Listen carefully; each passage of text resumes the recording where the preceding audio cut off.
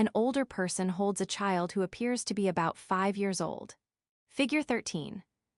Older people, especially family members, can foster a connection between our past and present and help build our memories and identities. But they sometimes need unexpected help, which they do not always accept. Credit, PWRDF/Flickr. Chapter outline, 13. Who are the elderly? Aging in society. 13. 2. The process of aging. 13. 3 challenges facing the elderly. 13. 4 theoretical perspectives on aging. 9-year-old twins Osiris and Jolie loved making meals with Bibi, their grandmother.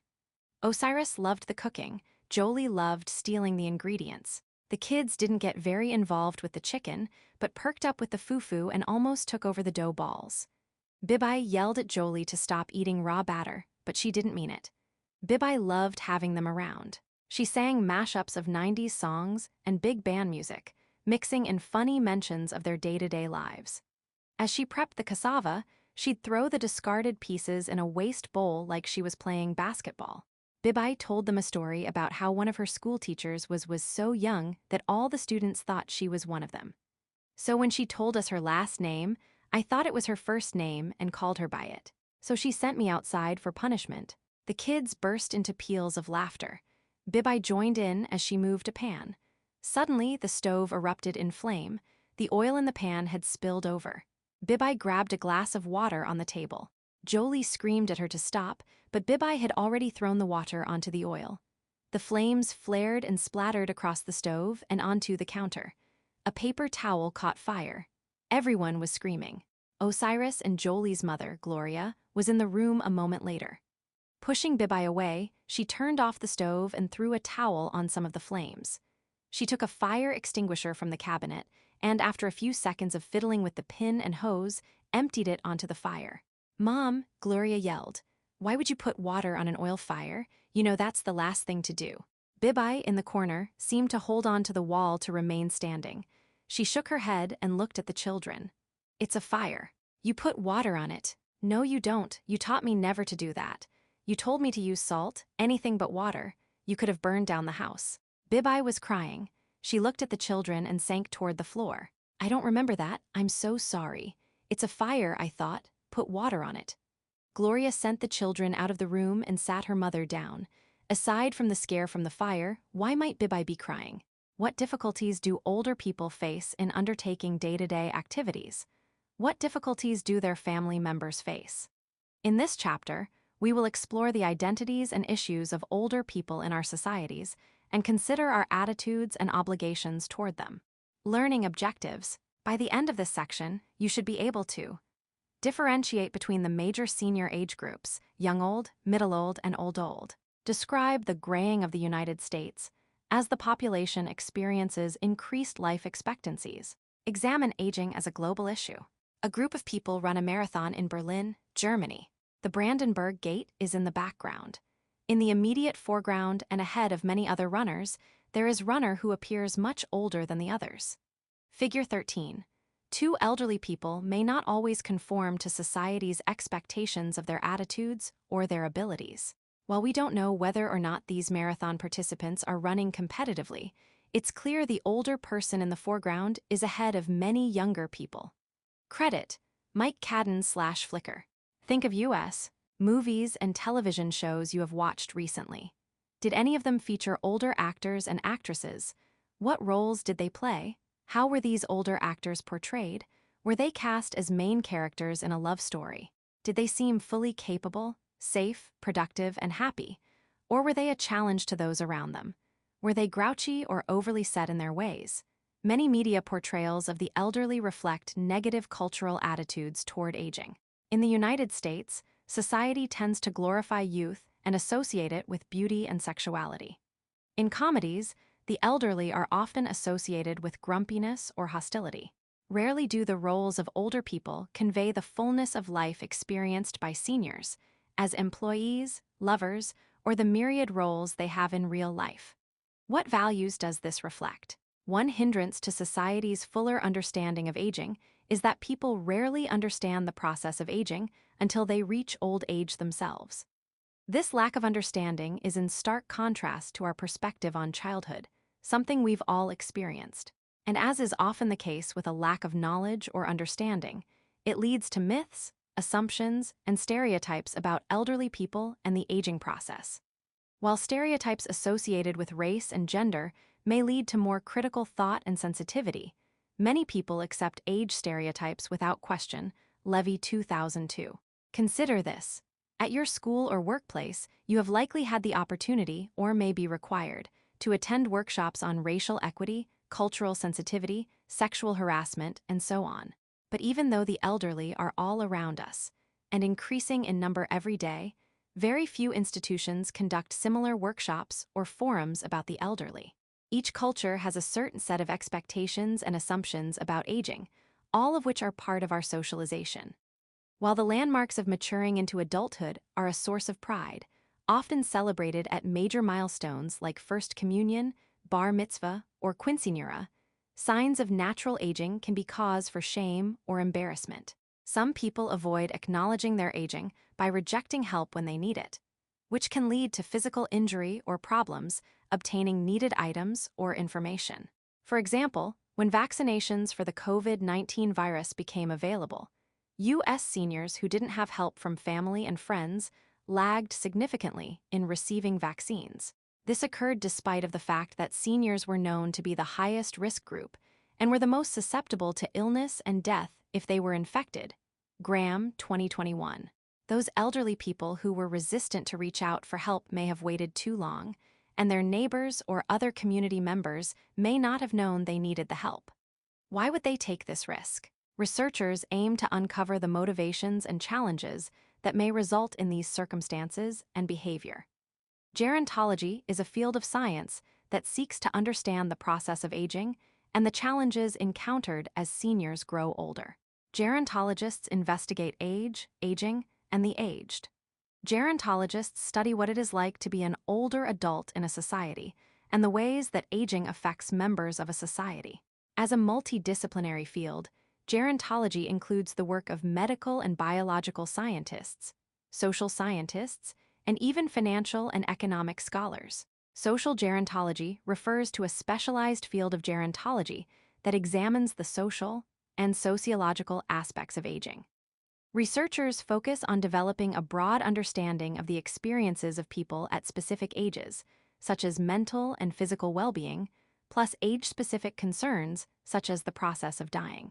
Social gerontologists work as social researchers, counselors, community organizers, and service providers for older adults.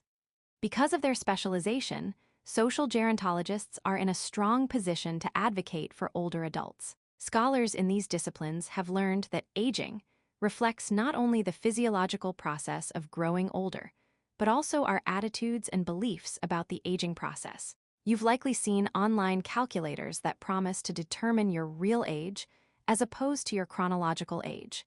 These ads target the notion that people may feel a different age than their actual years. Some 60-year-olds feel frail and elderly, while some 80-year-olds feel sprightly. Equally revealing is that as people grow older, they define old age in terms of greater years than their current age. Logan, 1992. Many people want to postpone old age and regard it as a phase that will never arrive. For example, many older Americans keep working well past what people consider retirement age, due to financial pressures or in order to remain, in their eyes, useful. Some older adults even succumb to stereotyping their own age group. Rothbaum, 1983. In the United States, the experience of being elderly has changed greatly over the past century. In the late 1800s and early 1900s, many U.S. households were home to multi-generational families, and the experiences and wisdom of elders was respected. They offered wisdom and support to their children and often helped raise their grandchildren. Sweetser, 1984. Multi-generational U.S. families began to decline after World War II, and their numbers reached a low point around 1980, but they are consistently on the rise. A 2010 Pew Research Center analysis of census data found that 49 million people in the United States lived in a family household with at least 2 adult generations, or a grandparent and at least one other generation, a record at the time. By 2016, That number had grown to 64 million people living in multi-generational households, roughly 20% of the population. Cone 2018. Attitudes toward the elderly have also been affected by large societal changes that have happened over the past 100 years. Researchers believe industrialization and modernization have contributed greatly to lowering the power, influence, and prestige the elderly once held. On the other hand, the sheer numbers of elderly people in certain societies can have other effects, such as older people's influence on policies and politics based on their voting influence. The elderly have both benefited and suffered from these rapid social changes. In modern societies, a strong economy created new levels of prosperity for many people. Healthcare has become more widely accessible, and medicine has advanced, which allows the elderly to live longer. However, older people are not as essential to the economic survival of their families and communities as they were in the past. Studying aging populations, 3 people posed for a picture with their arms around each other. Figure 13. 3. How old are these people?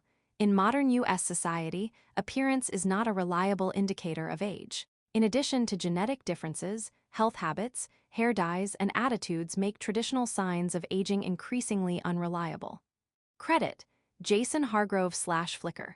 Since its creation in 1790, the U.S. Census Bureau has been tracking age in the population. Age is an important factor to analyze with accompanying demographic figures, such as income and health. The population chart below shows projected age distribution patterns for the next several decades.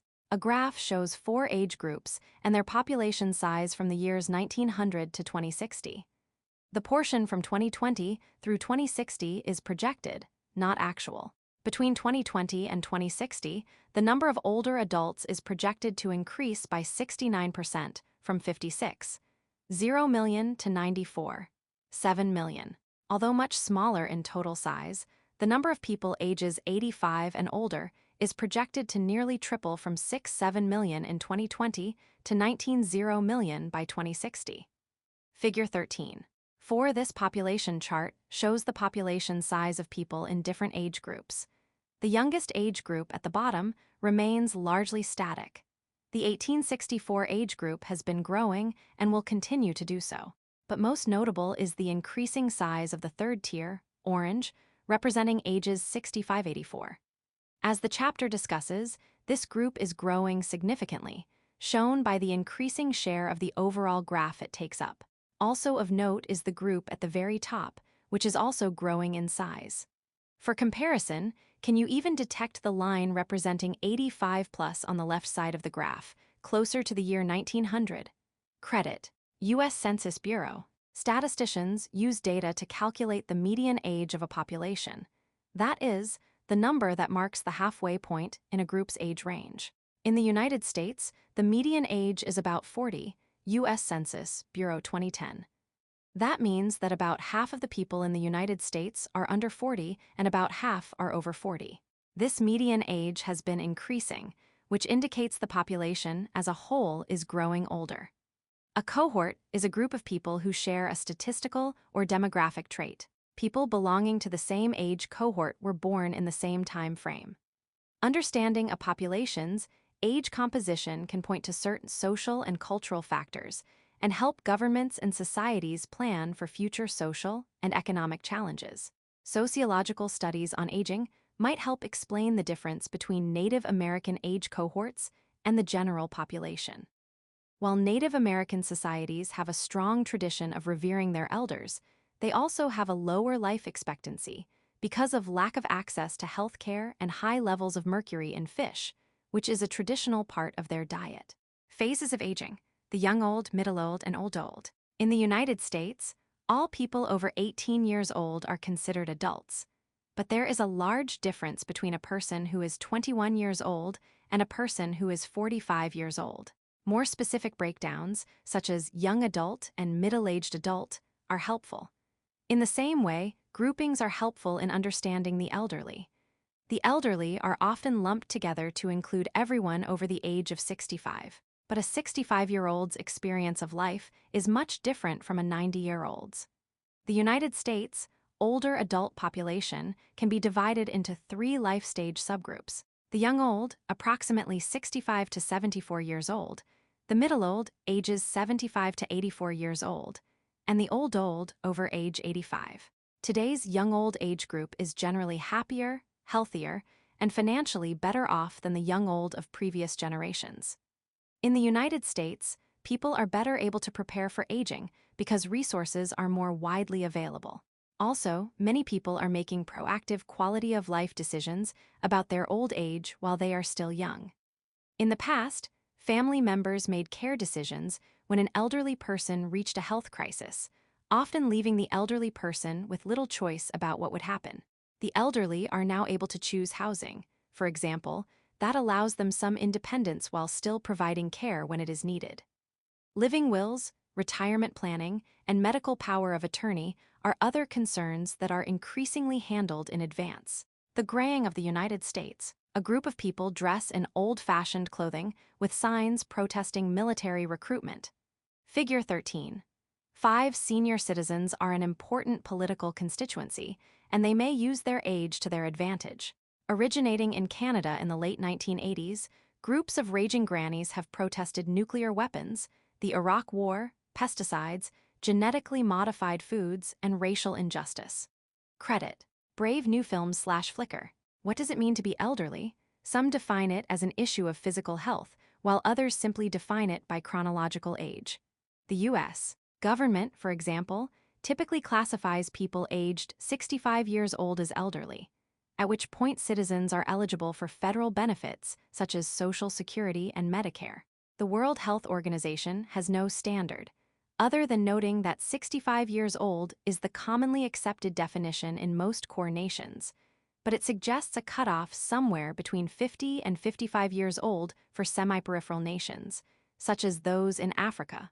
World Health Organization, 2012. AARP, formerly the American Association of Retired Persons, cites 50 as the eligible age of membership. It is interesting to note AARP's name change. By taking the word retired out of its name, the organization can broaden its base to any older people in the United States, not just retirees. This is especially important now that many people are working to age 70 and beyond. There is an element of social construction, both local and global, in the way individuals and nations define who is elderly. That is, the shared meaning of the concept of elderly is created through interactions among people in society. As the table demonstrates, different generations have varying perspectives on aging. Researchers asked questions about the ages at which people reach certain milestones or new categories in life. Members of the baby boom generation indicate that a person is officially old when they turn 73 years old. Millennials, a much younger group, felt that people became old when they turned 59. The same survey asked questions about the end of youth and the prime of life, Emmeling 2017. Interestingly, Boomers and Gen Xers both felt that youth ended by age 31 and that the prime of life didn't start until many years later. Millennials felt that people reached the prime of life at age 36, before youth ended at age 40. It's worth noting that at the time of the survey, the millennials were all 36 and younger. Boomer response, Gen X response, millennial response. At what age does youth end? 31, 31, 40. At what age is the prime of life? 50, 40, 7, 36. At what age is someone old? 73, 65, 59. Table 13. 1. A survey conducted by the U.S. Trust gathered opinion data on the aging milestones and categories. Boomers, Gen X people, and millennials had generally different views. Demographically, the U.S. population has undergone a massive shift both in the overall population of elderly people and their share of the total population. Both are significant and impactful on major policy decisions and day-to-day life. In 1900, the population of U.S. people over 65 years old was 3 million, representing about 4% of the total population. That number increased to 33 million in 1994 and was roughly 12% of the total population, Hobbs 1994. By 2016, that number had grown to 49 million, about 15% of the total population.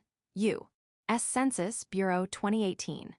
This is a greater than tenfold increase in the elderly population, compared to a mere tripling of both the total population and of the population under 65 years old. Hobbes, 1994.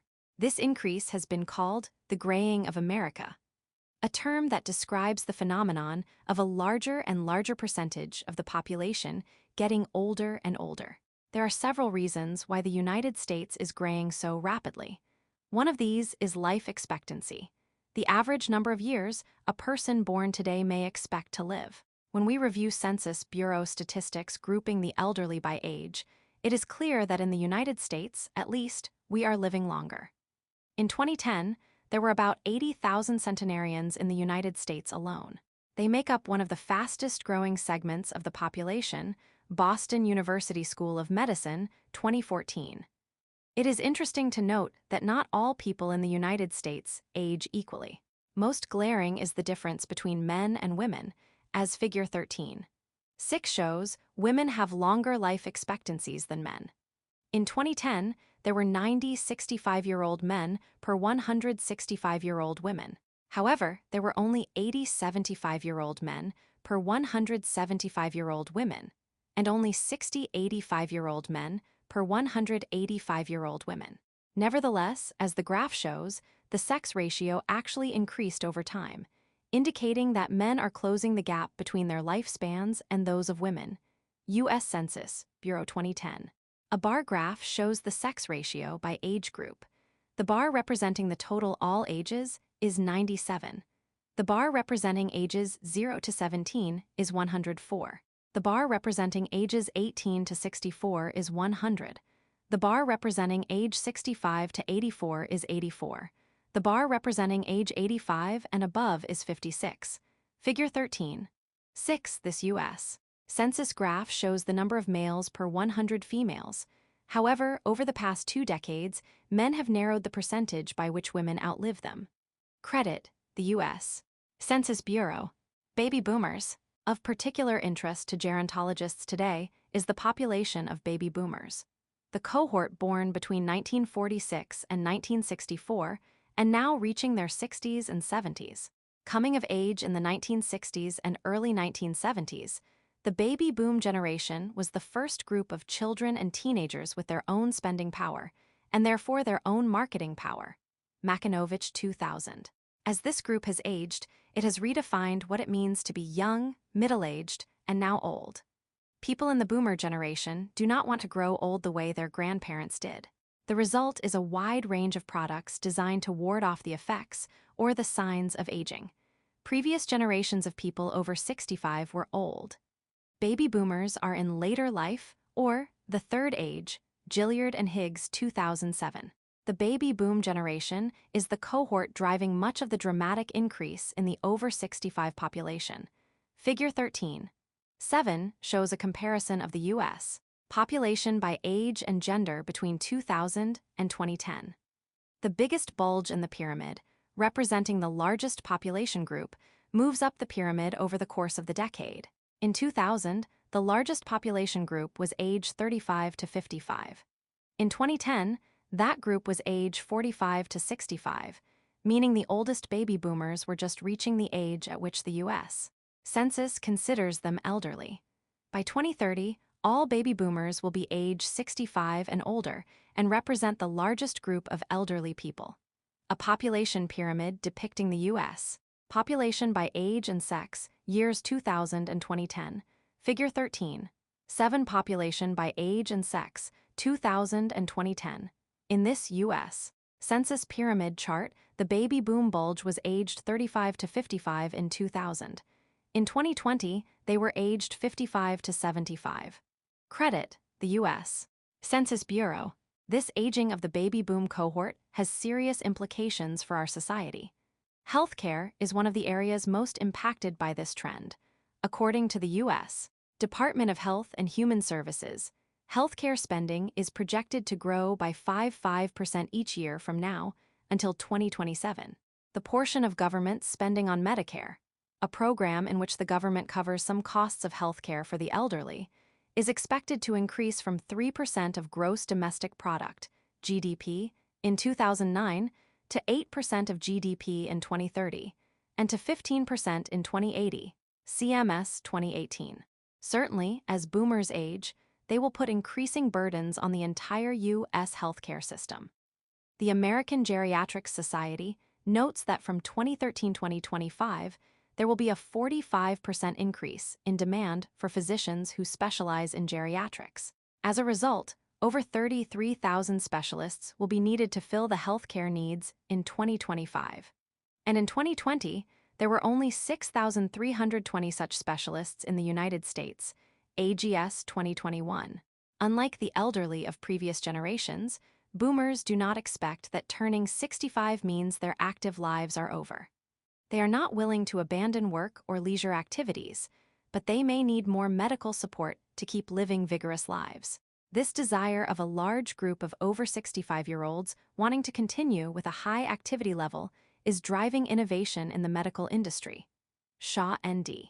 The economic impact of aging boomers is also an area of concern for many observers. Although the baby boom generation earned more than previous generations and enjoyed a higher standard of living, they did not adequately prepare for retirement. According to most retirement and investment experts, in order to maintain their accustomed lifestyle, people need to save 10 times their annual income before retiring. Note, that's income, not salary.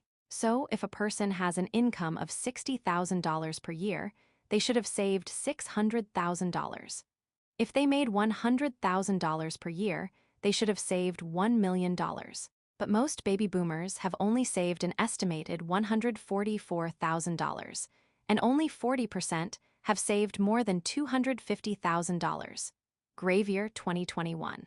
The causes of these shortfalls are varied and include everything from lavish spending to economic recession to companies folding and reducing pension payments. Higher education costs increased significantly while many baby boomers were sending their children to college. No matter what the cause, many retirees report a great deal of stress about running out of money.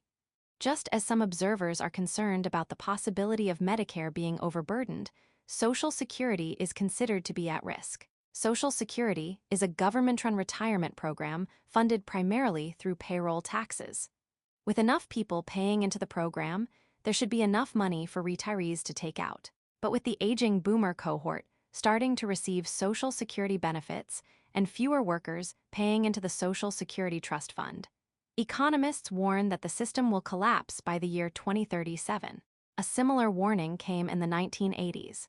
In response to recommendations from the Greenspan Commission, the retirement age, the age at which people could start receiving Social Security benefits, was raised from 62 to 67, and the payroll tax was increased.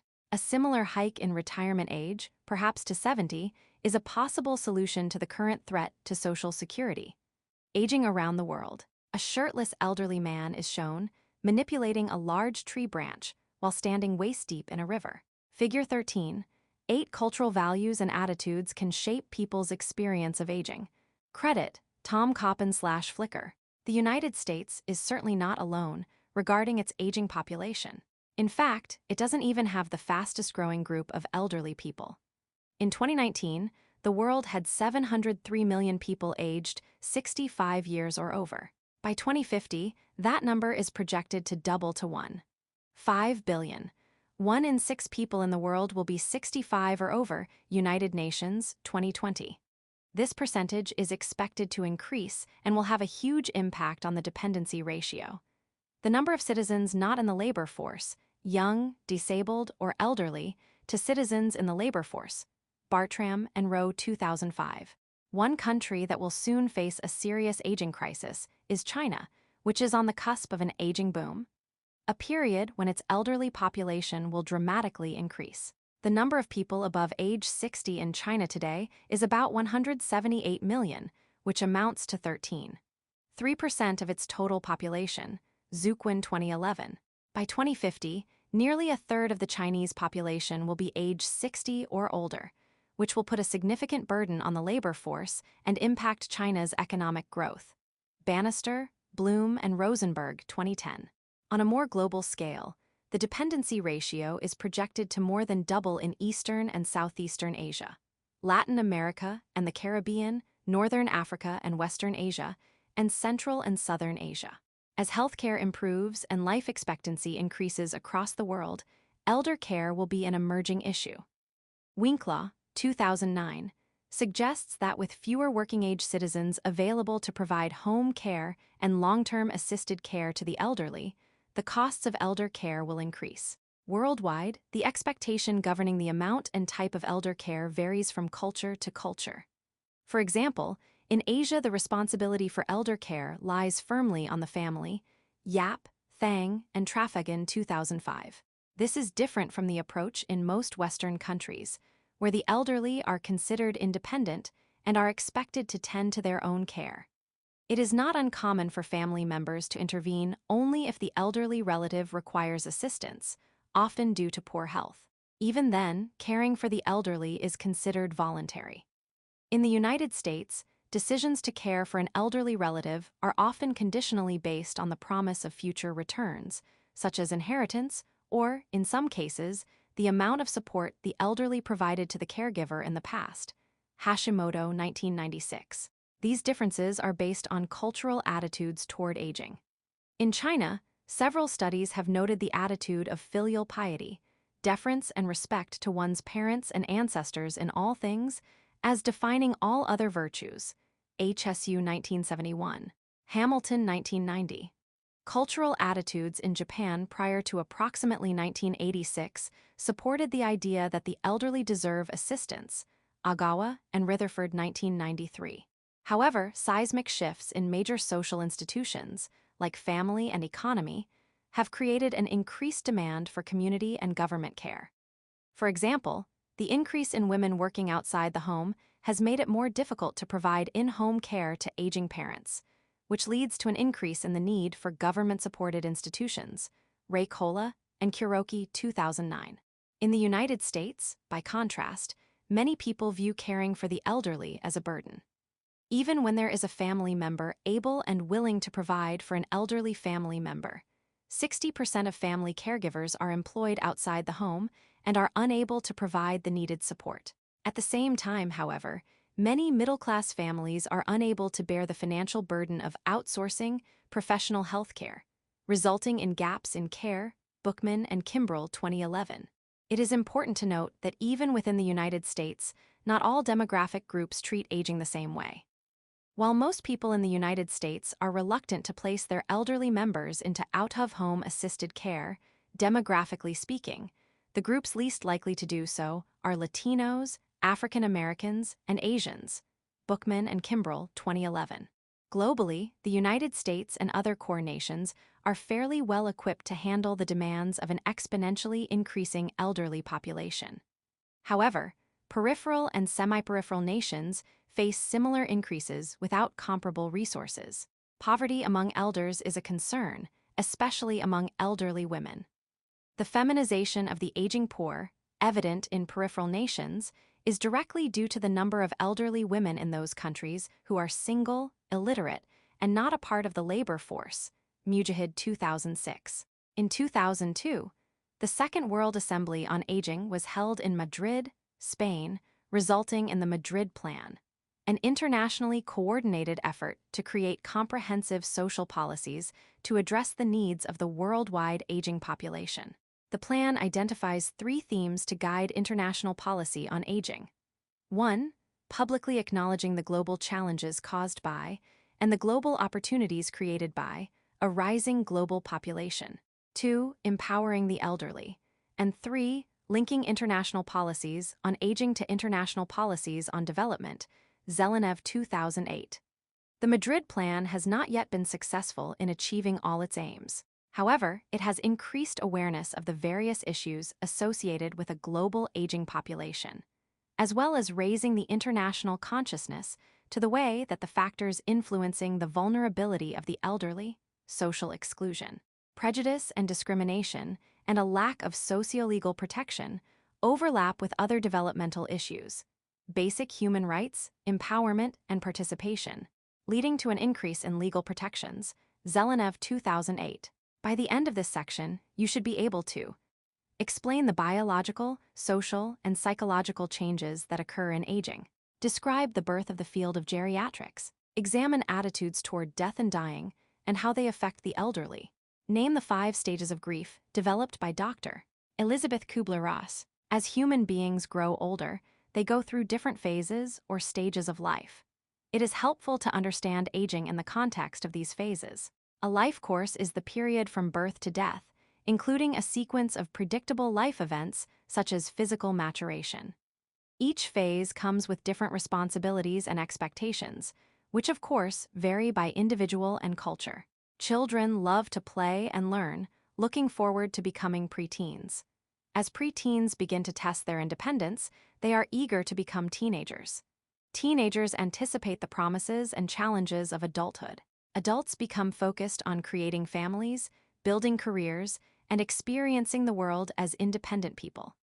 Finally, many adults look forward to old age as a wonderful time to enjoy life without as much pressure from work and family life. In old age, grandparenthood can provide many of the joys of parenthood without all the hard work that parenthood entails. And as work responsibilities abate, old age may be a time to explore hobbies and activities that there was no time for earlier in life. But for other people, old age is not a phase that they look forward to. Some people fear old age and do anything to avoid it by seeking medical and cosmetic fixes for the natural effects of age. These differing views on the life course are the result of the cultural values and norms into which people are socialized. But in most cultures, age is a master status influencing self-concept, as well as social roles and interactions. Through the phases of the life course, dependence and independence levels change.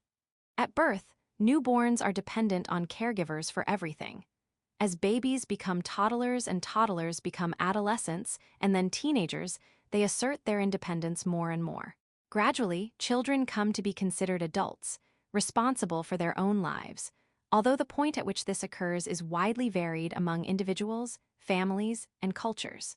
As Riley 1978 notes, aging is a lifelong process and entails maturation and change on physical, psychological, and social levels. Age, much like race, class, and gender, is a hierarchy in which some categories are more highly valued than others. For example, while many children look forward to gaining independence, Packer and Chasteen, 2006, suggest that even in children, age prejudice leads to a negative view of aging. This, in turn, can lead to a widespread segregation between the old and the young at the institutional, societal, and cultural levels. Hagestad and Uhlenberg, 2006. Sociological research. Dr. Ignaz Nasher and the birth of geriatrics. In the early 1900s, a New York physician named Dr. Ignaz Nasher coined the term geriatrics, a medical specialty that focuses on the elderly. He created the word by combining 2 Greek words, geron, old man, and iatrikos, medical treatment. Nasher based his work on what he observed as a young medical student when he saw many acutely ill elderly people who were diagnosed simply as being old. There was nothing medicine could do, his professors declared, about the syndrome of old age. Nasher refused to accept this dismissive view, seeing it as medical neglect. He believed it was a doctor's duty to prolong life and relieve suffering whenever possible. In 1914, he published his views in his book Geriatrics, The Diseases of Old Age and Their Treatment, Clarfield, 1990. Nasher saw the practice of caring for the elderly as separate from the practice of caring for the young, just as pediatrics, caring for children, is different from caring for grown adults, Clarfield, 1990. Nasher had high hopes for his pioneering work. He wanted to treat the aging, especially those who were poor and had no one to care for them. Many of the elderly poor were sent to live in almshouses or public old age homes, Cole, 1993. Conditions were often terrible in these almshouses, where the aging were often sent and just forgotten. As hard as it might be to believe today, Nasher's approach was once considered unique. At the time of his death, in 1944, he was disappointed that the field of geriatrics had not made greater strides. In what ways are the elderly better off today than they were before Nasher's ideas gained acceptance? Biological changes. 3 elderly people sit on a bench, one holding a cane. Next to them, a 4th person sits on a scooter. Figure 13. 9. Aging can be a visible, public experience. Canes, scooters, and other necessities are recognized signs of aging. Because of the meanings that culture assigns to these changes, people believe that being older means being in physical decline.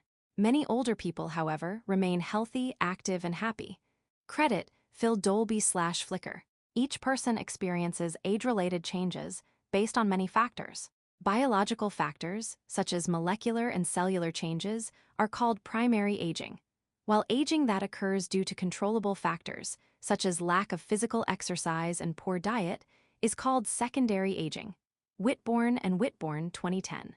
Most people begin to see signs of aging after 50 years old when they notice the physical markers of age. Skin becomes thinner, drier, and less elastic. Wrinkles form. Hair begins to thin and gray. Men prone to balding start losing hair. The difficulty or relative ease with which people adapt to these changes is dependent in part on the meaning given to aging by their particular culture. A culture that values youthfulness and beauty above all else leads to a negative perception of growing old. Conversely, a culture that reveres the elderly for their life experience and wisdom contributes to a more positive perception of what it means to grow old. The effects of aging can feel daunting, and sometimes the fear of physical changes, like declining energy, food sensitivity, and loss of hearing and vision, is more challenging to deal with than the changes themselves. The way people perceive physical aging is largely dependent on how they were socialized. If people can accept the changes in their bodies as a natural process of aging, the changes will not seem as frightening. According to the Federal Administration on Aging, 2011, in 2009, fewer people over 65 years old assessed their health as excellent or very good, 41.6%, compared to those aged 18 to 64, 64.4%. Evaluating data from the National Center for Health Statistics and the U.S. Bureau of Labor Statistics, the Administration on Aging found that from 2006 to 2008, the most frequently reported health issues for those over 65 years old included arthritis, 50%, hypertension, 38%, heart disease, 32%, and cancer, 22%. About 27% of people age 60 and older are considered obese by current medical standards. Parker and Thorsland, 2006, found that while the trend is toward steady improvement in most disability measures, there is a concomitant increase in functional impairments, disability, and chronic diseases. At the same time, medical advances have reduced some of the disabling effects of those diseases, Crimmins, 2004. Some impacts of aging are gender-specific. Some of the disadvantages aging women face arise from long-standing social gender roles. For example, Social Security favors men over women, inasmuch as women do not earn Social Security benefits for the unpaid labor they perform, usually at home, as an extension of their gender roles. In the healthcare field, elderly female patients are more likely than elderly men to see their healthcare concerns trivialized, Sharp, 1995, and are more likely to have their health issues labeled psychosomatic, Munch, 2004. Another female-specific aspect of aging is that mass media outlets often depict elderly females in terms of negative stereotypes and as less successful than older men. Bazzini and McClintosh, I-997. For men, the process of aging and society's response to and support of the experience may be quite different. The gradual decrease in male sexual performance that occurs as a result of primary aging is medicalized and constructed as needing treatment, Marshall and Katz, 2002, so that a man may maintain a sense of youthful masculinity. On the other hand, aging men have fewer opportunities to assert their masculine identities in the company of other men, for example, through sports participation, Drummond, 1998. And some social scientists have observed that the aging male body is depicted in the Western world as genderless, Spector-Mersel, 2006. An older person paddles a kayak. Figure 13. 10. Aging is accompanied by a host of biological, social, and psychological changes. Depending on their health, older people can engage in the same activities they always have or even try new ones. Credit: Forest Service Alaska, Region/Flickr. Social and psychological changes. Male or female, growing older means confronting the psychological issues that come with entering the last phase of life. Young people moving into adulthood take on new roles and responsibilities as their lives expand, but an opposite arc can be observed in old age. What are the hallmarks of social and psychological change? Retirement, the withdrawal from paid work at a certain age, is a relatively recent idea. Up until the late 19th century, people worked about 60 hours a week until they were physically incapable of continuing. Following the American Civil War, veterans receiving pensions were able to withdraw from the workforce, and the number of working older men began declining. A second large decline in the number of working men began in the post-World War II era, probably due to the availability of Social Security, and a third large decline in the 1960s and 1970s was probably due to the social support offered by Medicare and the increase in Social Security benefits. Munnell, 2011. In the 21st century, most people hope that at some point they will be able to stop working and enjoy the fruits of their labor. But do we look forward to this time or fear it? When people retire from familiar work routines, some easily seek new hobbies, interests, and forms of recreation. Many find new groups and explore new activities, but others may find it more difficult to adapt to new routines and loss of social roles, losing their sense of self-worth in the process. Each phase of life has challenges that come with the potential for fear. Eric H. Erickson, 1900–1994, in his view of socialization, broke the typical lifespan into 8 phases. Each phase presents a particular challenge that must be overcome. In the final stage, old age, the challenge is to embrace integrity over despair. Some people are unable to successfully overcome the challenge. They may have to confront regrets, such as being disappointed in their children's lives or perhaps their own. They may have to accept that they will never reach certain career goals, or they must come to terms with what their career success has cost them, such as time with their family or declining personal health. Others, however, are able to achieve a strong sense of integrity and are able to embrace the new phase in life. When that happens, there is tremendous potential for creativity. They can learn new skills, practice new activities, and peacefully prepare for the end of life. For some, overcoming despair might entail remarriage after the death of a spouse. A study conducted by Kate Davidson, 2002, reviewed demographic data that asserted men were more likely to remarry after the death of a spouse, and suggested that widows, the surviving female spouse of a deceased male partner, and widowers, the surviving male spouse of a deceased female partner, experience their postmortal lives differently. Many surviving women enjoyed a new sense of freedom since they were living alone for the first time. On the other hand, for surviving men, there was a greater sense of having lost something because they were now deprived of a constant source of care as well as the focus of their emotional life. Aging and sexuality. A diptych-style painting of the actors Ruth Gordon, an elderly woman left, and Bud Cort, a young man right, is shown. Figure 13. 11 in Harold and Maude, a 1971 cult classic movie, a 20-something young man falls in love with a 79-year-old woman. The world disapproves. Credit Lucky Jackson/Flickr. Although it is sometimes difficult to have an open, public national dialogue about aging and sexuality, the reality is that our sexual selves do not disappear after age 65. People continue to enjoy sex, and not always safe sex, well into their later years. In fact, some research suggests that as many as 1 in 5 new cases of AIDS occurs in adults over 65 years old, Hillman, 2011. In some ways, old age may be a time to enjoy sex more, not less.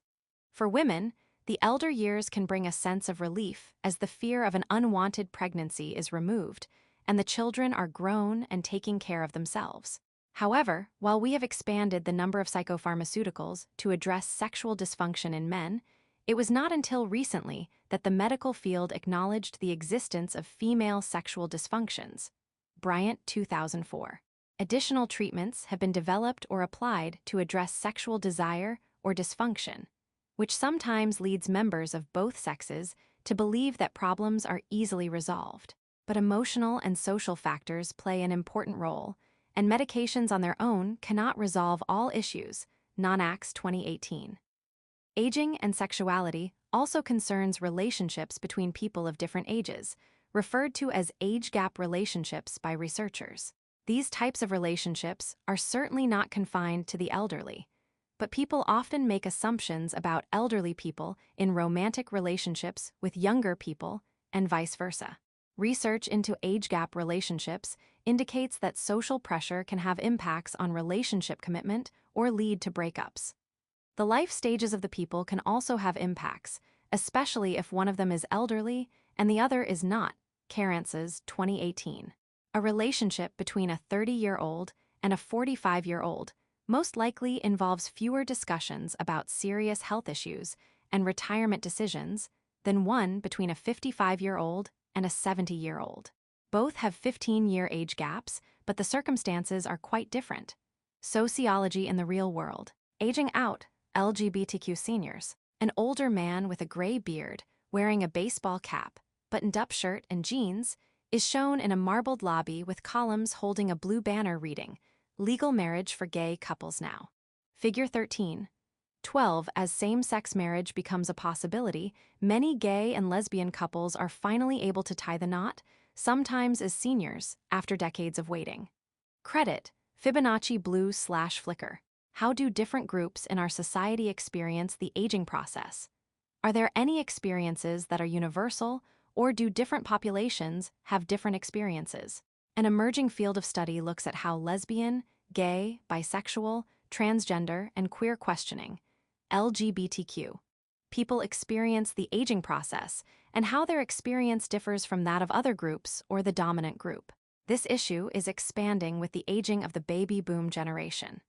Not only will aging boomers represent a huge bump in the general elderly population, but also the number of LGBTQ seniors is expected to double by 2030, Fredrickson-Goldson et al. 2011.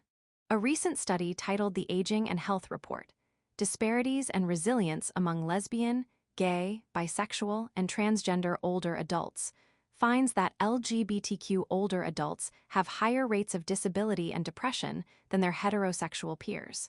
They are also less likely to have a support system that might provide elder care. A partner and supportive children, Fredrickson-Goldson et al. 2011. Even for those LGBTQ seniors who are partnered, some states do not recognize a legal relationship between two people of the same sex, which reduces their legal protection and financial options. As they transition to assisted living facilities, LGBTQ people have the added burden of disclosure management, the way they share their sexual and relationship identity. In one case study, a 78-year-old lesbian woman lived alone in a long-term care facility.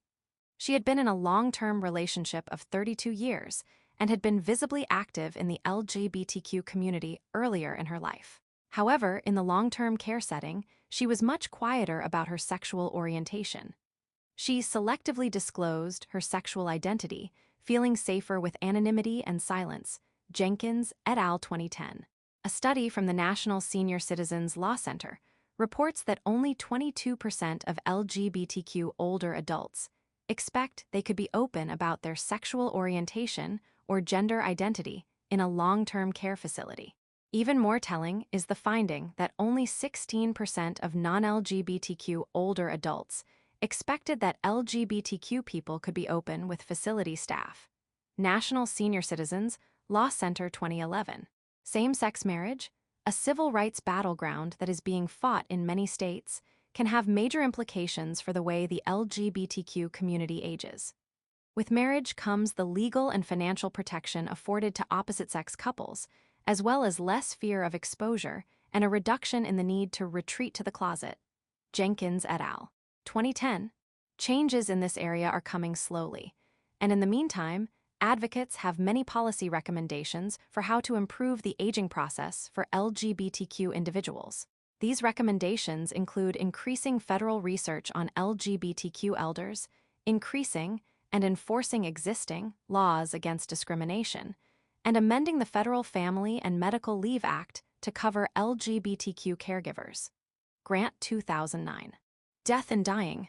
A young man in a green t-shirt and white shorts is shown sitting in the grass in front of a gravestone. Figure 13. 13. A young man sits at the grave of his great-grandmother. Credit. Sarah Goldsmith/Flickr. For most of human history, the standard of living was significantly lower than it is now.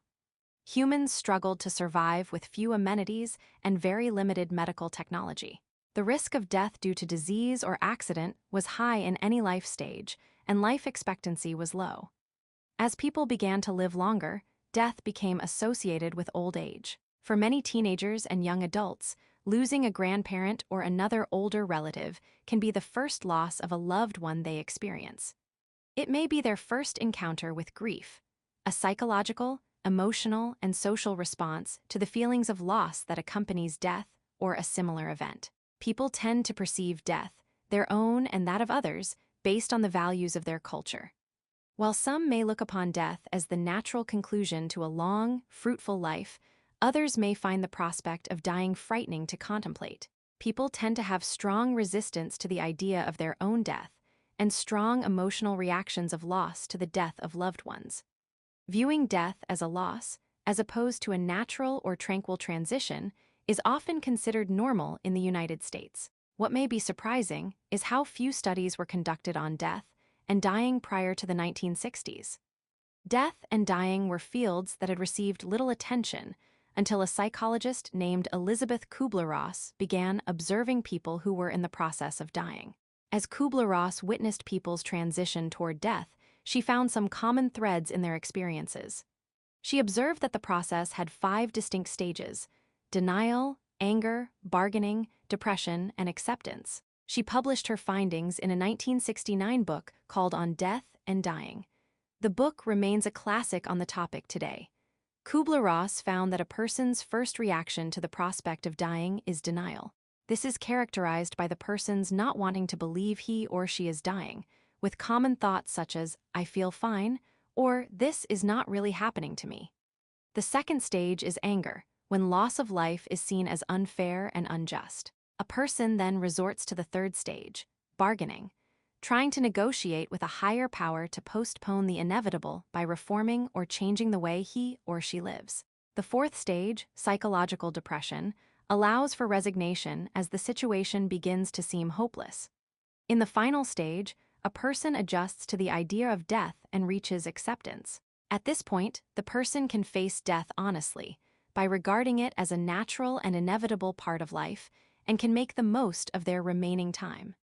The work of Kubler-Ross was eye-opening when it was introduced. It broke new ground and opened the doors for sociologists, social workers, health practitioners, and therapists to study death and help those who were facing death. Kubler-Ross's work is generally considered a major contribution to thanatology, the systematic study of death and dying. Of special interests to thanatologists is the concept of dying with dignity.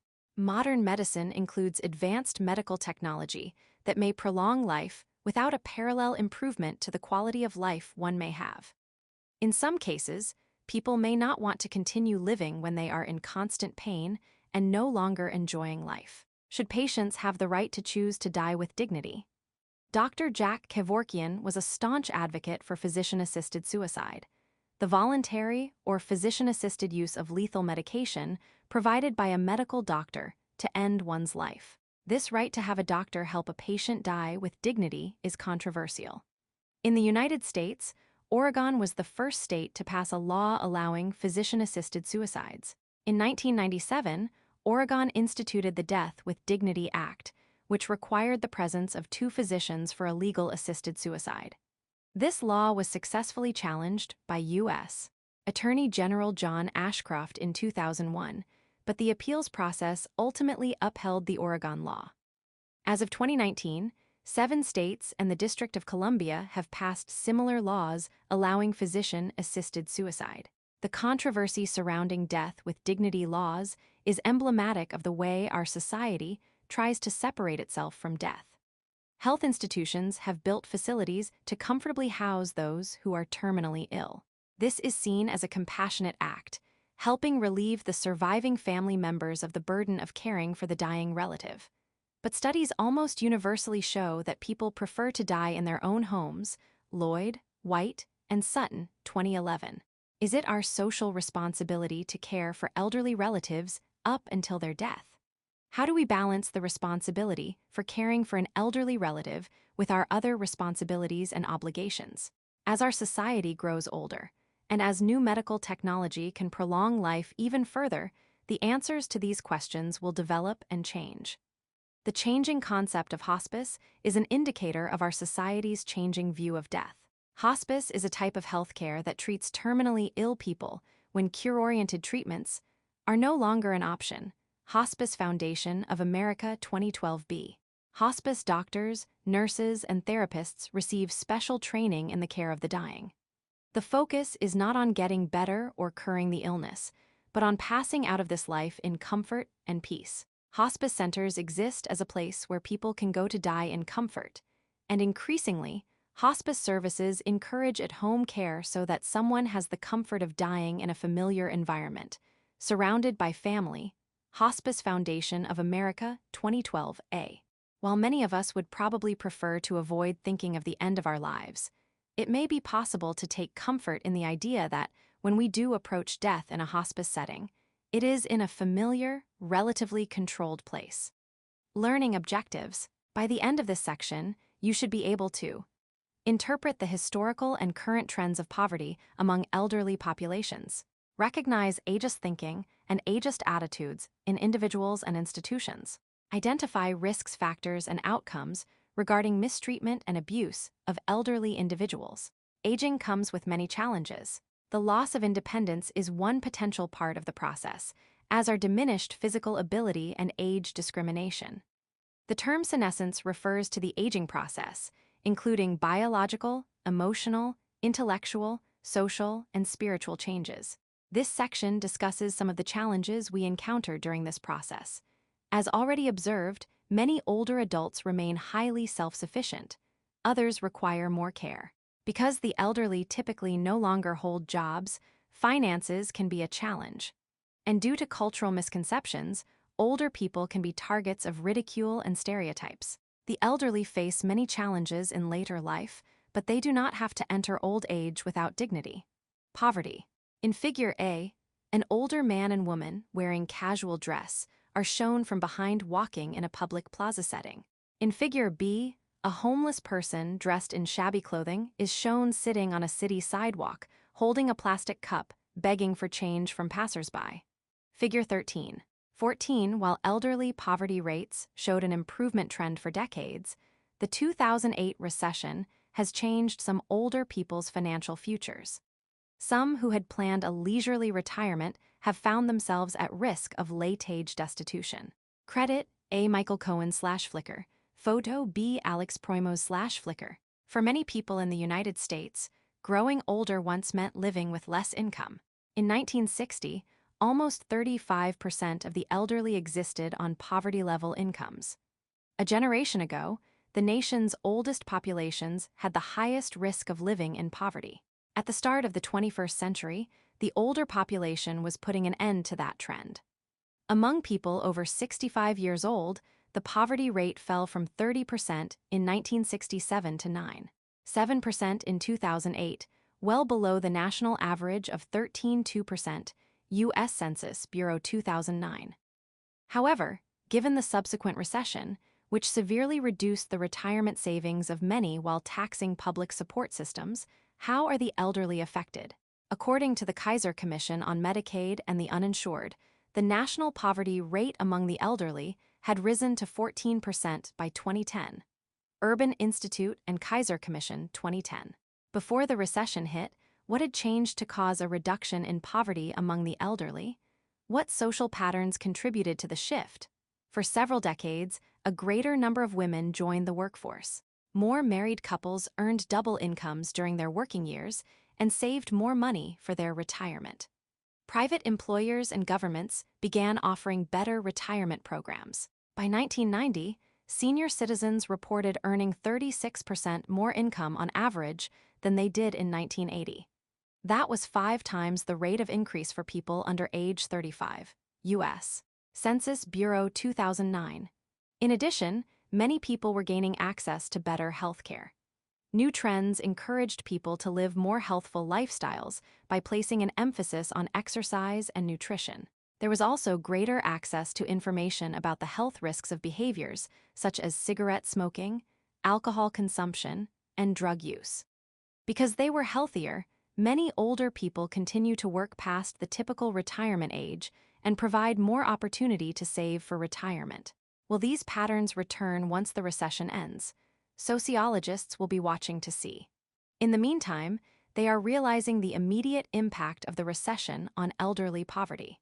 During the recession, older people lost some of the financial advantages that they'd gained in the 1980s and 1990s. From October 2007 to October 2009, the values of retirement accounts for people over age 50 lost 18% of their value. The sharp decline in the stock market also forced many to delay their retirement.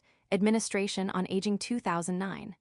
Ageism. 5 sets of road signs, the top one green and the bottom one red in each set, are shown along the right-hand side of a road in a desert setting. The green signs all read Senior Center and feature an arrow pointing left. The blue signs from front to back read Don't Forget, Remember to U-turn, /U, Wake Up, Lunch only $4 and turn now. Figure 13. 15 Are these street signs humorous or offensive? What shared assumptions make them humorous, or is memory loss too serious to be made fun of? Credit. Tumbleweed/Flickr. Driving to the grocery store, Peter, 23 years old, got stuck behind a car on a 4-lane main artery through his city's business district. The speed limit was 35 miles per hour, and while most drivers sped along at 40 to 45 mph, the driver in front of him was going the minimum speed. Peter tapped on his horn. He tailgated the driver. Finally, Peter had a chance to pass the car. He glanced over. Sure enough, Peter thought, a gray-haired old man guilty of DWE, driving while elderly. At the grocery store, Peter waited in the checkout line behind an older woman. She paid for her groceries, lifted her bags of food into her cart, and toddled toward the exit. Peter, guessing her to be about 80 years old, was reminded of his grandmother. He paid for his groceries and caught up with her. "Can I help you with your cart?" he asked. "No, thank you, I can get it myself," she said and marched off toward her car. Peter's responses to both older people, the driver and the shopper, were prejudiced. In both cases, he made unfair assumptions. He assumed the driver drove cautiously simply because the man was a senior citizen, and he assumed the shopper needed help carrying her groceries just because she was an older woman. Responses like Peter's toward older people are fairly common. He didn't intend to treat people differently based on personal or cultural biases, but he did. Ageism is discrimination when someone acts on a prejudice based on age. Dr. Robert Butler coined the term in 1968, noting that ageism exists in all cultures. Brownell. Ageist attitudes and biases based on stereotypes reduce elderly people to inferior or limited positions. Ageism can vary in severity. Peter's attitudes are probably seen as fairly mild, but relating to the elderly in ways that are patronizing can be offensive. When ageism is reflected in the workplace, in healthcare, and in assisted living facilities, the effects of discrimination can be more severe. Ageism can make older people fear losing a job, feel dismissed by a doctor, or feel a lack of power and control in their daily living situations. In early societies, the elderly were respected and revered. Many pre-industrial societies observed gerontocracy, a type of social structure wherein the power is held by a society's oldest members. In some countries today, the elderly still have influence and power, and their vast knowledge is respected. Reverence for the elderly is still a part of some cultures, but it has changed in many places because of social factors.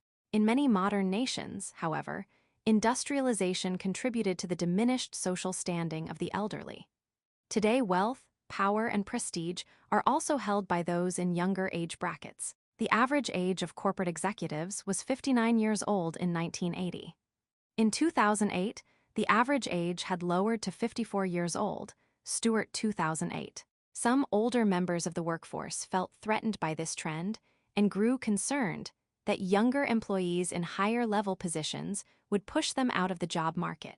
Rapid advancements in technology and media have required new skill sets that older members of the workforce are less likely to have. Changes happened not only in the workplace, but also at home.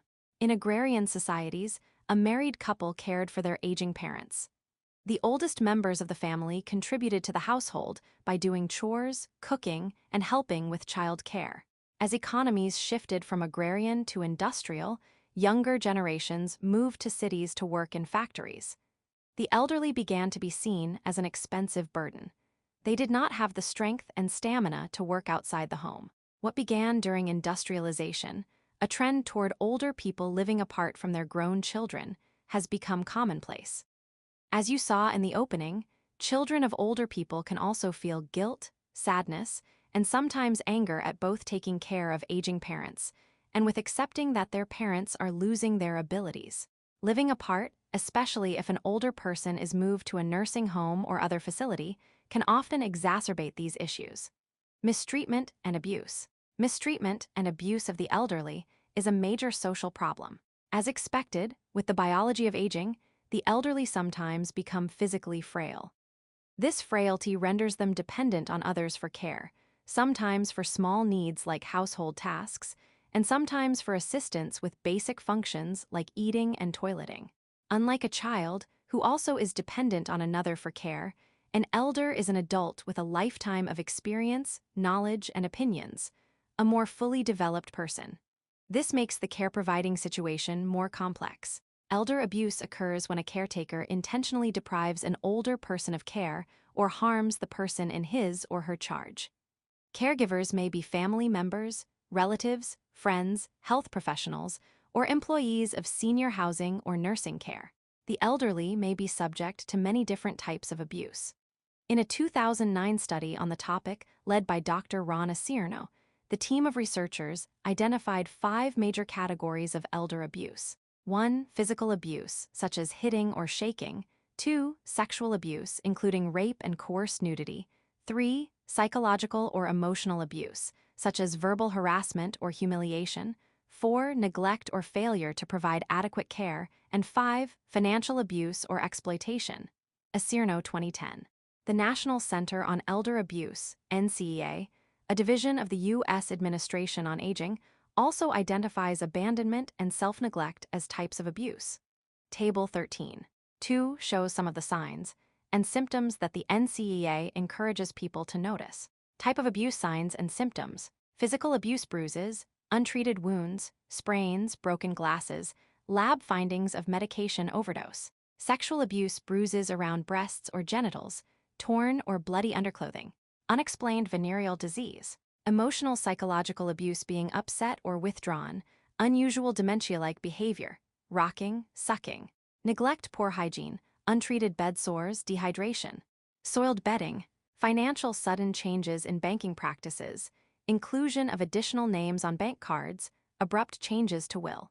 Self-neglect, untreated medical conditions, unclean living area.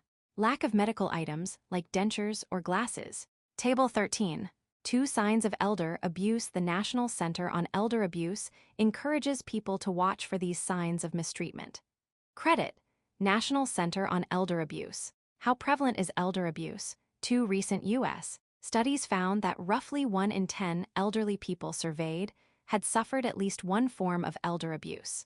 Some social researchers believe elder abuse is underreported and that the number may be higher. The risk of abuse also increases in people with health issues such as dementia, Cohn, and Verhofstadt 2011. Older women were found to be victims of verbal abuse more often than their male counterparts. In a Cierno study, which included a sample of 5,777 respondents aged 60 and older, 5.2% of respondents reported financial abuse, 5.1% said they'd been neglected, and 4.6% endured emotional abuse, a Cierno 2010. The prevalence of physical and sexual abuse was lower at 1.6% and 0.6%, respectively, a Cierno 2010. Other studies have focused on the caregivers to the elderly in an attempt to discover the causes of elder abuse. Researchers identified factors that increased the likelihood of caregivers perpetrating abuse against those in their care.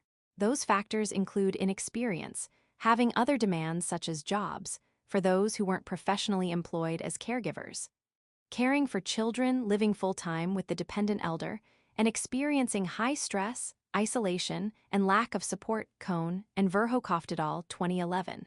A history of depression in the caregiver was also found to increase the likelihood of elder abuse. Neglect was more likely when care was provided by paid caregivers. Many of the caregivers who physically abused elders were themselves abused, in many cases, when they were children. Family members with some sort of dependency on the elder in their care were more likely to physically abuse that elder. For example, an adult child caring for an elderly parent while, at the same time depending on some form of income from that parent, is considered more likely to perpetrate physical abuse. Cohn and Verhoeven et al., 2011. A survey in Florida found that 61% of caregivers reported verbal aggression as a style of conflict resolution. Paid caregivers in nursing homes were at a high risk of becoming abusive if they had low job satisfaction, treated the elderly like children, or felt burnt out. Cohn and Verhoeven et al., 2011. Caregivers who tended to be verbally abusive were found to have had less training, lower education, and higher likelihood of depression or other psychiatric disorders. Based on the results of these studies, many housing facilities for seniors have increased their screening procedures for caregiver applicants. Big picture, World War II veterans, a group of elderly men, many in wheelchairs, all dressed in blue shirts and baseball caps, are shown standing and sitting in a memorial setting, with a fountain and pillars behind them. Figure 13. 16 World War II, 1941–1945. Veterans and members of an honor flight from Milwaukee, Wisconsin, visit the National World War II Memorial in Washington, D.C. Most of these men and women were in their late teens or 20s when they served. Credit: Sean Hackbarth/Flickr. World War II was a defining event in recent human history and set the stage for America to become an economic and military superpower. Over 16 million Americans served in the war, an enormous amount on any scale, but especially significant considering that the U.S. had almost 200 million fewer people than it does today. That sizable and significant group is aging. Many are in their 80s and 90s, and many others have already passed on. Of the 16 million, less than 300,000 are alive. Data suggests that by 2036, there will be no living veterans of WWII, U.S. Department of Veteran Affairs. When these veterans came home from the war and ended their service, little was known about post-traumatic stress disorder, PTSD. These heroes did not receive the mental and physical health care that could have helped them. As a result, many of them, now in old age, are dealing with the effects of PTSD. Research suggests a high percentage of World War II veterans are plagued by flashback memories and isolation, and that many self-medicate with alcohol. Research has found that veterans of any conflict are more than twice as likely as non-veterans to commit suicide, with rates highest among the oldest veterans. Reports show that WWII-era veterans are 4 times as likely to take their own lives as people of the same age with no military service. Glance 2010. In May 2004, the National World War II Memorial in Washington, D.C., was completed and dedicated to honor those who served during the conflict. Dr. Earl Morse, a physician and retired Air Force captain, treated many WWII veterans. He encouraged them to visit the memorial, knowing it could help them heal. Many WWII veterans expressed interest in seeing the memorial. Unfortunately, many were in their 80s and were neither physically nor financially able to travel on their own.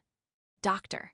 Morse arranged to personally escort some of the veterans and enlisted volunteer pilots who would pay for the flights themselves. He also raised money, insisting the veterans pay nothing. By the end of 2005, 137 veterans, many using wheelchairs, had made the trip. The Honor Flight Network was up and running. As of 2017, the Honor Flight Network had flown more than 200,000 U.S. veterans of World War II, the Korean War, and the Vietnam War to Washington.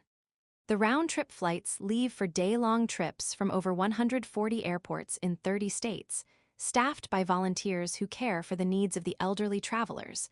Honor Flight Network, 2021. Learning objectives. By the end of this section, you should be able to compare and contrast sociological theoretical perspectives on aging, What roles do individual senior citizens play in your life? How do you relate to and interact with older people? What role do they play in neighborhoods and communities, in cities and in states? Sociologists are interested in exploring the answers to questions such as these through three different perspectives: functionalism, symbolic interactionism, and conflict theory. Functionalism. Functionalists analyze how the parts of society work together.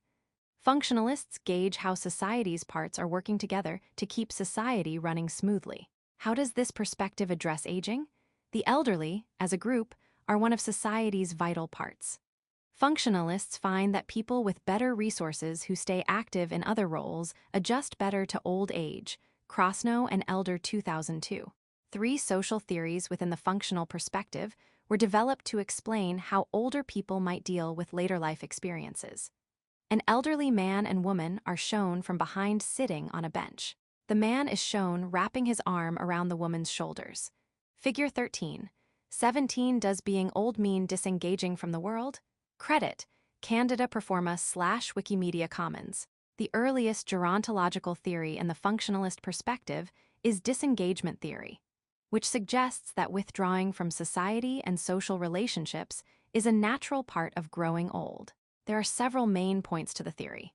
First, because everyone expects to die one day, and because we experience physical and mental decline as we approach death, it is natural to withdraw from individuals and society. Second, as the elderly withdraw, they receive less reinforcement to conform to social norms. Therefore, this withdrawal allows a greater freedom from the pressure to conform. Finally, social withdrawal is gendered, meaning it is experienced differently by men and women. Because men focus on work and women focus on marriage and family, when they withdraw they will be unhappy and directionless until they adopt a role to replace their accustomed role that is compatible with the disengaged state. Cummings and Henry 1961. The suggestion that old age was a distinct state in the life course, characterized by a distinct change in roles and activities, was groundbreaking when it was first introduced. However, the theory is no longer accepted in its classic form. Criticisms typically focus on the application of the idea that seniors universally naturally withdraw from society as they age, and that it does not allow for a wide variation in the way people experience aging. Hothschild, 1975.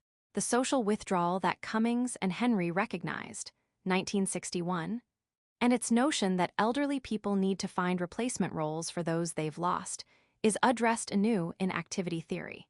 According to this theory, activity levels and social involvement are key to this process, and key to happiness.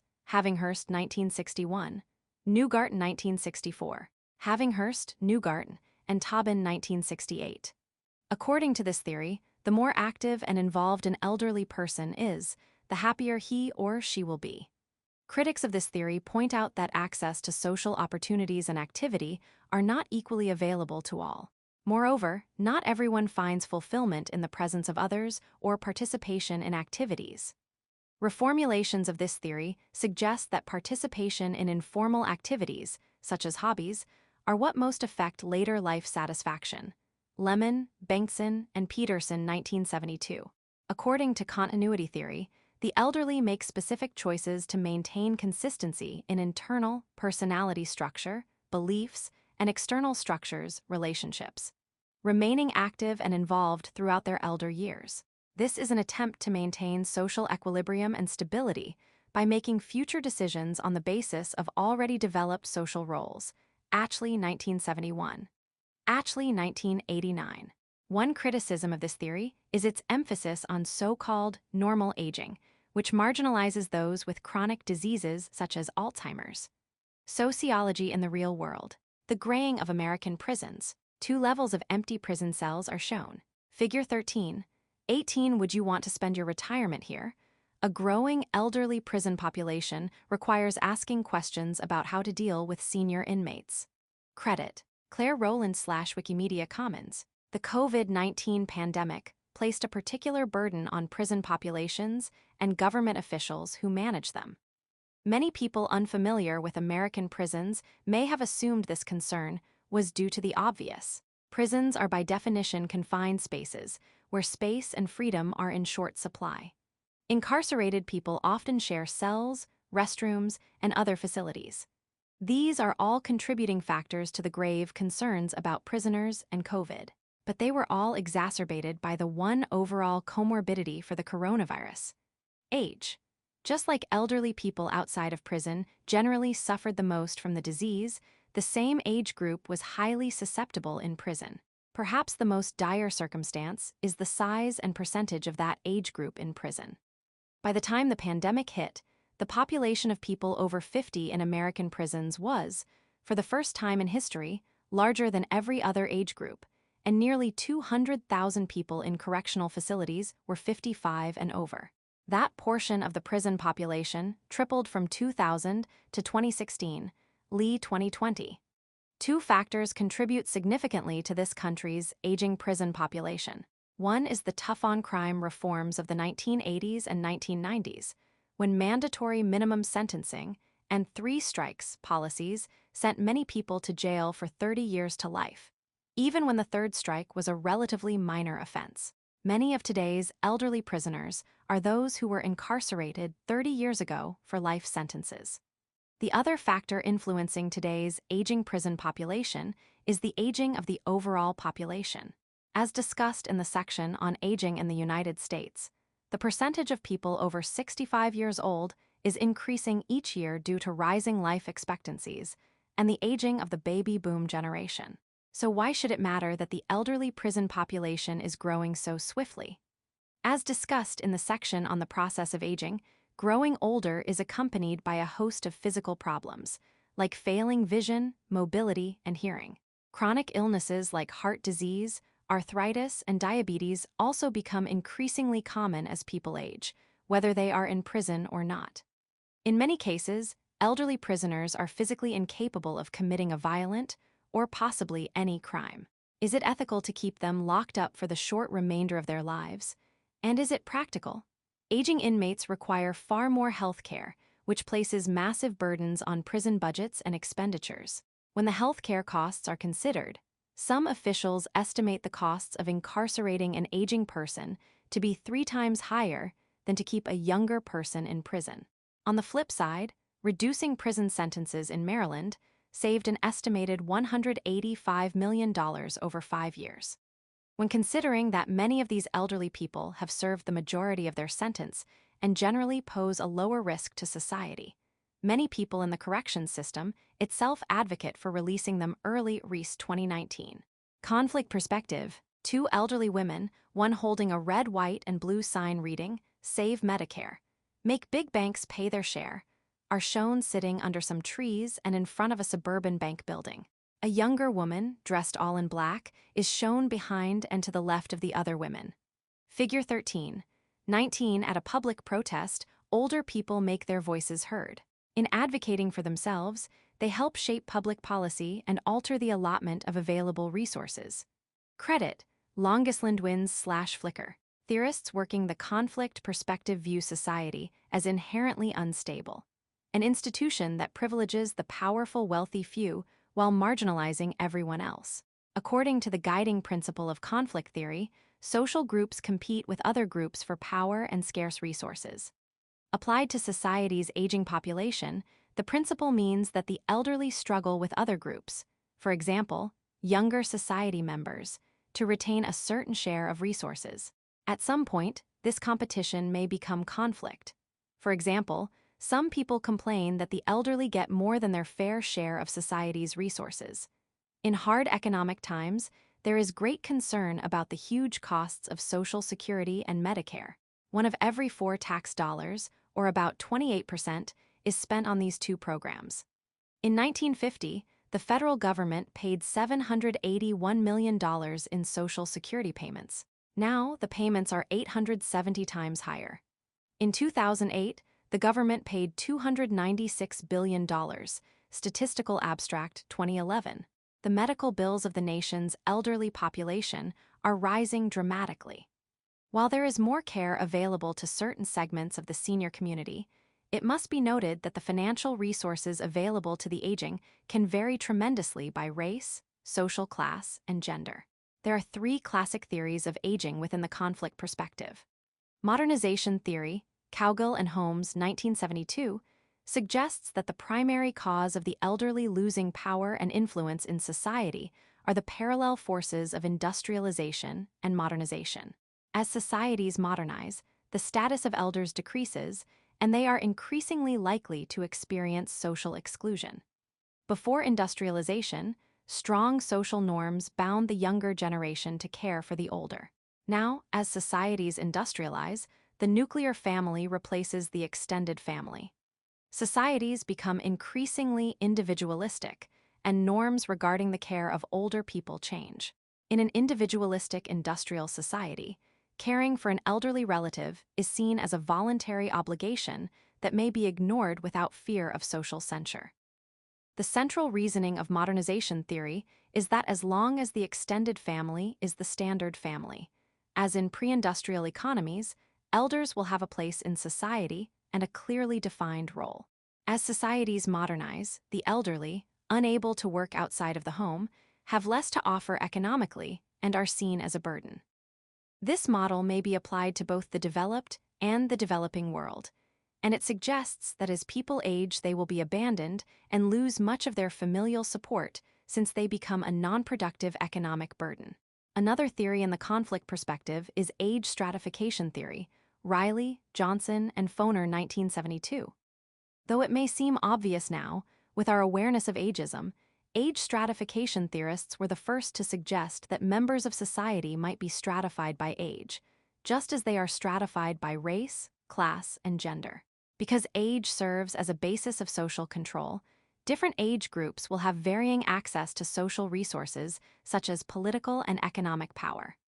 Within societies, behavioral age norms, including norms about roles and appropriate behavior, dictate what members of age cohorts may reasonably do. For example, it might be considered deviant for an elderly woman to wear a bikini because it violates norms denying the sexuality of older females.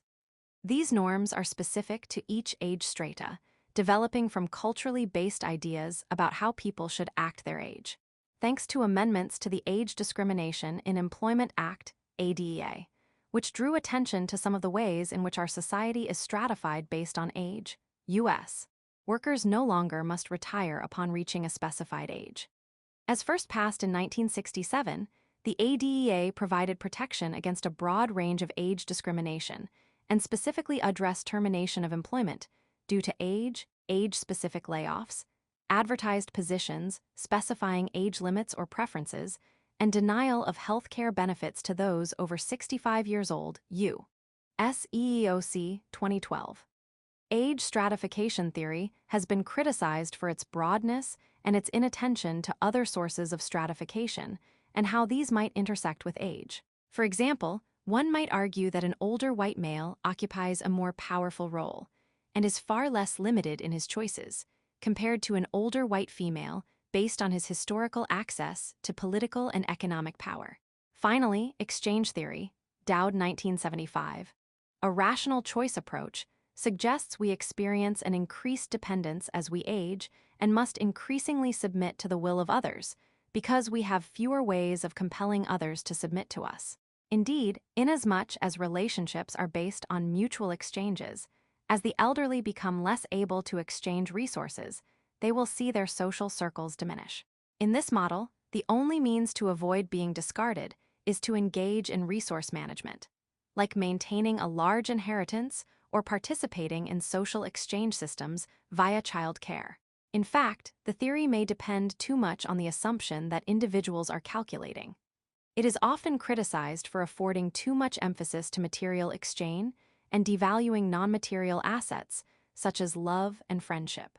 The legs of three men, one using a cane, are shown from behind walking on a dirt surface. Figure 13.